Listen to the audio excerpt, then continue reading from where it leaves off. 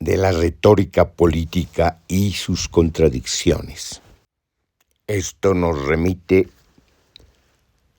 a hablar de la formación discursiva política, pero sería vasto, pues habría que hacer un seguimiento histórico, inclusive, dicho de mejor manera, arqueológico, una arqueología del saber político. Pero nuestro interés ahora es más circunscrito. Nos remitimos a lo que ocurre con el discurso político en la etapa que llamamos de decadencia del sistema mundo capitalista y de la civilización moderna. Resulta que en esta etapa el discurso político ha adquirido una levedad impresionante, una superficialidad asombrosa, una sinuosidad perversa. Dicho de manera directa, el discurso político contemporáneo dice lo contrario de lo que se hace. Entonces, obviamente, el sentido no se encuentra en lo que se dice. En todo caso, se encontraría en lo que se hace. Entonces, ¿por qué se dice algo distinto de lo que se hace? Sabemos que se trata de una especie de continuidad de los procedimientos de legitimación. Sin embargo, es algo más prosaico. Se trata de engañar conscientemente al público. Es una artimaña. ¿Por qué se lo hace? Es una estrategia de poder. Una estrategia que consiste en ganar tiempo, que consiste en ilusionar, que consiste en la manipulación política. Si bien todo esto le sirve al político contemporáneo, de un lado y del otro, o de todos los lados, de todos los tonos, porque ya no se diferencian los que pretenden ser representantes del pueblo en el Congreso, en el Parlamento, no se diferencian los que están en el gobierno, vengan de un lado o de otro, puesto que en el gobierno son lo mismo, hacen lo mismo, dominan. Sin embargo, tiene efectos en el lenguaje. El lenguaje ya no sirve para comunicar, sino para incomunicar. Ya no sirve para informar, sino para desinformar. Entonces las palabras pierden gravitación semántica.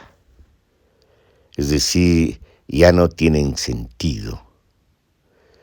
Son palabras que pueden ser llenadas con distintas significaciones, inclusive contradictorias. El impacto del modo de hacer política contemporánea a través de estos procedimientos de la manipulación discursiva es destructivo, puesto que el lenguaje forma parte de la trampa. Las prácticas discursivas y las prácticas de poder terminan conformando una trampa que se mueve en los dos planos de intensidad, el discursivo y el de las realizaciones fácticas. Hay que tener en cuenta que no solo cae en la trampa el que escucha, el que observa al político, el que vota por los representantes, el que aplaude o el que observa al gobernante, sino también cae en su misma trampa el político. El cazador termina cazado, puesto que termina creyendo en lo que dice y termina sin poder interpretar lo que hace. Se ilusiona al verse en el espejo y confunde la realidad con el espejo de su propio rostro. Todo esto es parte del síndrome del poder. Se puede hablar del síndrome del poder como una enfermedad que enajena al político y lo aísla del mundo efectivo. Se convierte en un sujeto que se sobrevaloriza, se considera estar sobre los mortales y sobre todo se considera impune y comete no solamente crímenes políticos, sino errores garrafales que lo llevan a la tumba política. Si los políticos y los gobernantes duran en un lapso que algunos o muchos consideran largo, se hace este lapso aparentemente largo corto, visto en la perspectiva del ciclo mediano y mucho más en la perspectiva del ciclo largo.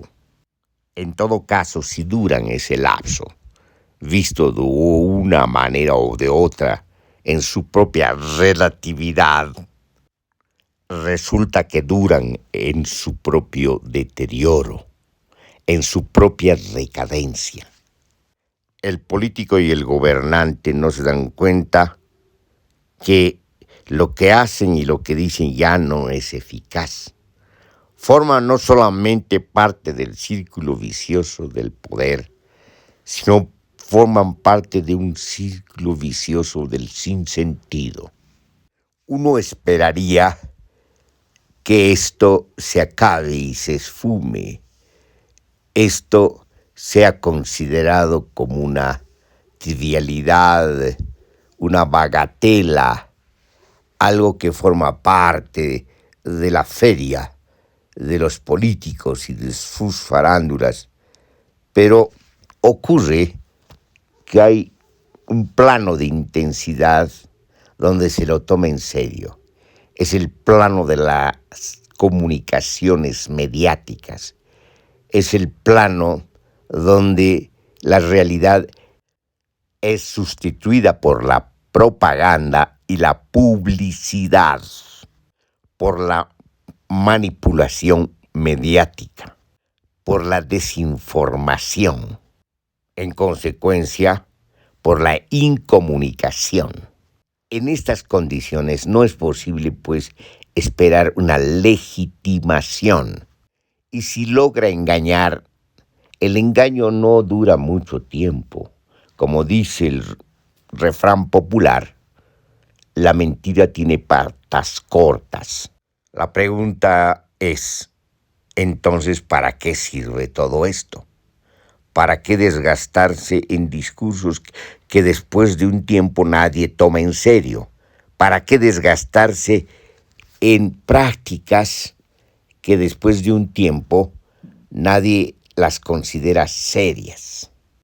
Habíamos dicho que cuando se pierde el sentido, cuando se evapora el sentido, tanto discursivo como práctico, de lo que se trata es de mantener la secuencia de lo que se dijo y de lo que se hizo, y esto equivale a la inercia política, también a la redundancia sin sentido del discurso.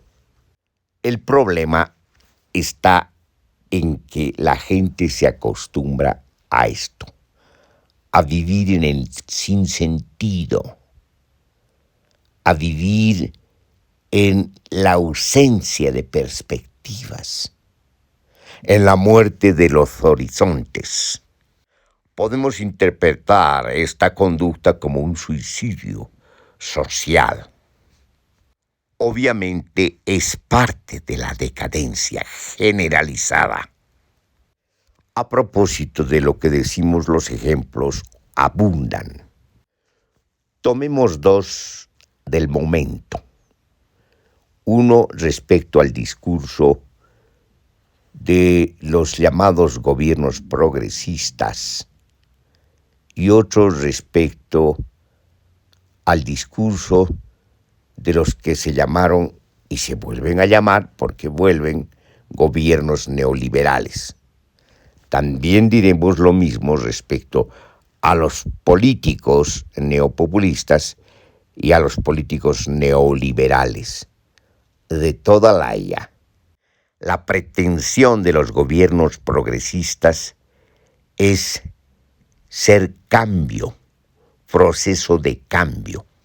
Sin embargo, este cambio nunca se dio, nunca se da, sino más bien se parece a la repetición y la recurrencia de lo de antes, de lo que dijeron e hicieron los de antes, que son precisamente los derrocados o los derrotados electoralmente.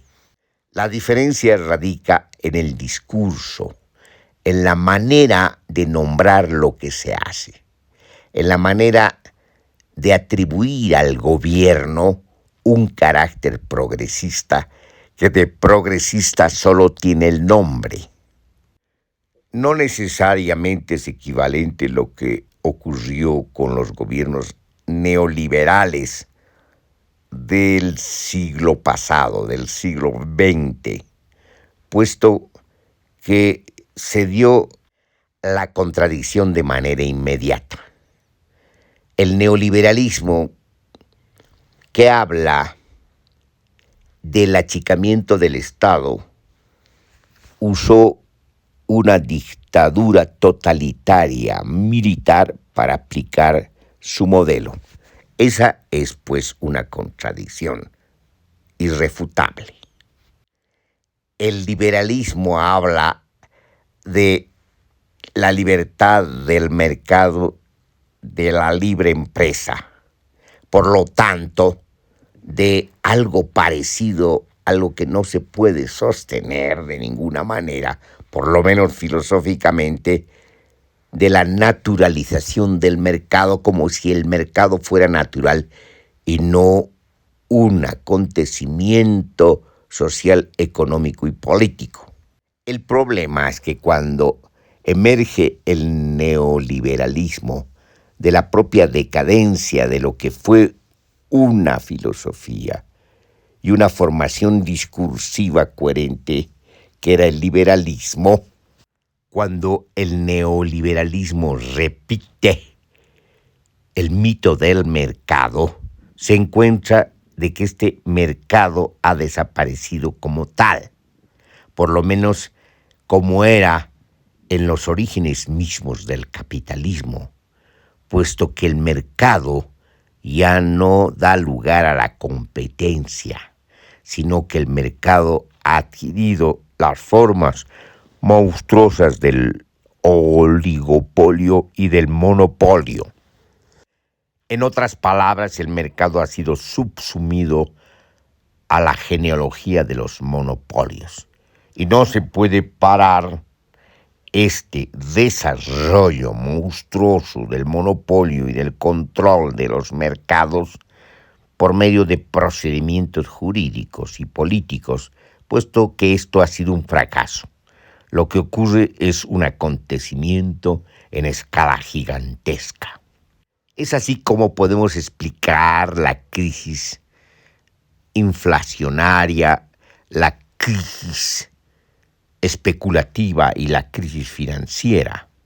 No puede explicarse que precisamente cuando se dan las revoluciones industriales, tecnológicas y científicas, cibernéticas y de la nanotecnología, se den precios altos. Cuando los precios debidos a la productividad deberían ser bajos. Lo que pasa es que se pagan precios de inflación, precios monopólicos, se pagan costos superfluos como el de la publicidad y de la propaganda, costos que también tienen que ver con la salida del aparato tecnológico antes de tiempo. Esto debido a la competencia frenética entre estratos empresariales, monopólicos. Por otra parte, lo que ya se conoce por experiencia social es que una de las consecuencias de la aplicación del ajuste estructural neoliberal ha sido el impacto en el costo social. Es decir, el neoliberalismo ha dado lugar a un aumento estrepitoso de las desigualdades y de la concentración de riqueza y de la pauperización generalizada.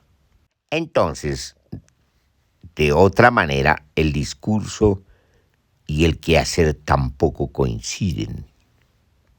Ante el desgaste de los discursos neopopulistas y el desgaste del discurso neoliberal, dada la crisis en el círculo vicioso del poder de las formaciones políticas, se hace el esfuerzo por parte de la casta política de un lado y del otro, incluyendo a los nuevos portadores de la palabra novedosa y de la buena noticia, estos evangelistas de la política.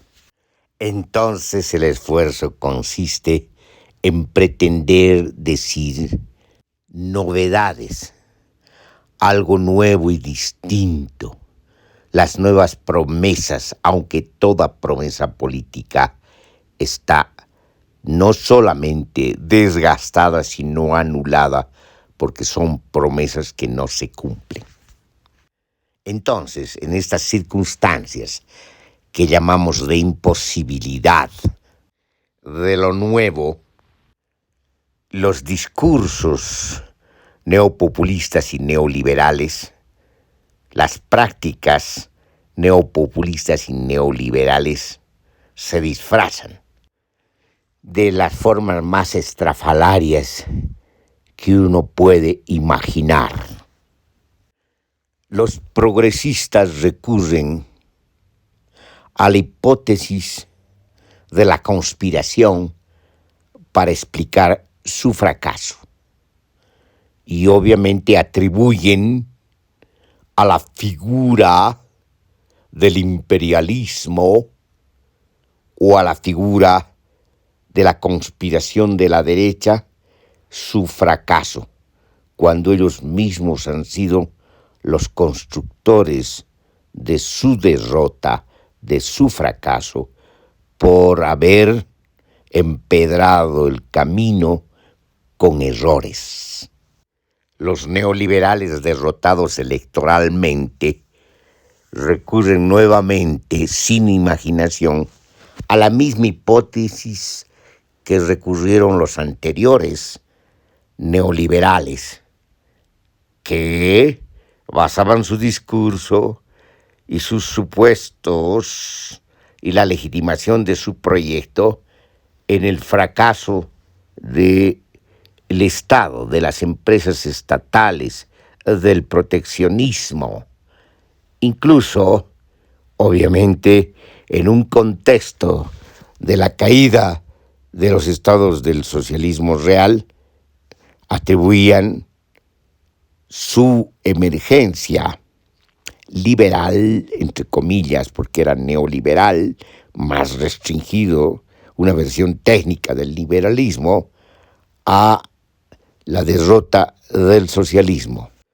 Pero esta es una hipótesis ideológica, no demostrada, puesto que el socialismo real cayó por sus propias contradicciones, siendo no otra cosa que la otra versión del modo de producción capitalista, la versión de la escasez, cuando el liberalismo se presentaba como la aparente versión de la abundancia. Las nuevas versiones de extensión neoliberal no se presentan como neoliberales, sino se presentan con otros nombres, incluso con pretensiones libertarias, llamándose libertarios, tomando como ejemplo el anarcocapitalismo, pero repiten lo mismo, la misma receta neoliberal: el achicamiento del Estado, la libre empresa, el libre mercado y la competencia, cuando ninguna de estas situaciones, ninguna de estas condiciones se ha dado. No hay libre mercado, no hay libre empresa, hay monopolio en gran escala. Sin embargo, repiten, y los medios de comunicación les sirven como eco. E incluso la casta política de un lado y de otro los toman en serio, y mucho más los analistas políticos, cuando son precisamente un espectro, un fantasma de lo que fue el neoliberalismo, y peor aún, son un remedio de lo que fue como acontecimiento el liberalismo. En su discurso demagógico con pretensiones académicas, recurren a los nombres de la Escuela de Viena y de la Escuela de Friburgo. Al respecto, hay que hacer una arqueología del saber económico. No nos olvidemos de que todas estas versiones de análisis que se van a conocer como economía clásica corresponden pues ya a la epísteme del siglo XVII, a la epísteme de aquellos saberes sobre el análisis de la riqueza, mercantilistas, fisiócratas, monetaristas, que suponen la valorización basados en el intercambio. Ya la economía política británica, sobre todo en la versión de David Ricardo, superó esta visión epistemológica convertida en un obstáculo epistemológico al atribuir la valorización a la producción, al tiempo de trabajo. Por lo tanto, pasamos de la perspectiva de la circulación a la perspectiva de la producción. En sentido histórico efectivo, la economía política corresponde a la revolución industrial. En cambio, las teorías del mercado corresponden a una etapa anterior a la revolución industrial, corresponden al dominio perentorio de la burguesía comercial. Sin embargo, de estas situaciones epistemológicas no se entera el discurso neoliberal, y menos los actuales discursos estrambóticos pretendidamente libertarios y pretendidamente anarcocapitalistas. Vamos a dejar de lado, como lo hicimos en una anterior exposición, al ordoliberalismo, que corresponde a una situación excepcional, la derrota de la Alemania nazi, y en esas condiciones la necesidad de construir un Estado sin ejército. En esas condiciones se construye lo que se conoce como la economía social de mercado. Dejando de lado entonces al ordoliberalismo, todas estas versiones, desde las neoliberales, que tenían por lo menos una estructura técnica, una argumentación técnica, a las nuevas versiones chabacanas de este neoliberalismo que se pretende anarcocapitalista y pretende repetir las mismas recetas fracasadas del neoliberalismo frente a la propia derrota de los neopopulismos y de los progresismos que evidentemente se envolvieron en una espiral de corrupción y corrosión institucional. Empero, mirando el panorama completo, tanto las últimas versiones neopopulistas que vuelven a repetir lo mismo que dijeron las anteriores versiones neopopulistas, de que se trata precisamente de responder a las demandas sociales, a la justicia social, cuando precisamente sus antecesores no cumplieron ni siquiera con sus constituciones. Asimismo, las nuevas versiones neoliberales repiten lo mismo cuando ya en la experiencia económica y social el neoliberalismo, la aplicación neoliberal fue un fracaso económico, social y cultural, sobre todo por el empobrecimiento cultural, el empobrecimiento social y además por la grave concentración de riqueza en una burguesía especulativa y financiera. Como se puede ver, estas repeticiones y recurrencias cada vez más desgastadas nos muestran precisamente la profundización de la decadencia política, social, económica y cultural, lo que hemos llamado el crepúsculo o la clausura del sistema mundo capitalista, el crepúsculo y la clausura de la civilización moderna.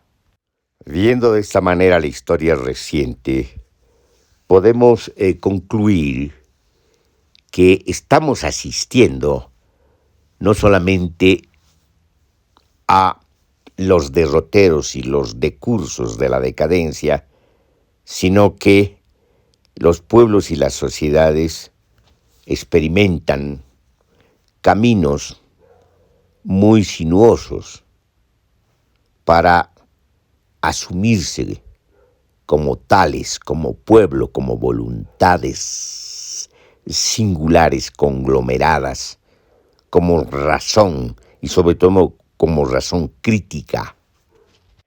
Tardan mucho tiempo en adquirir madurez, en liberarse de las autoridades y hacer uso crítico de la razón, es decir, ser libres.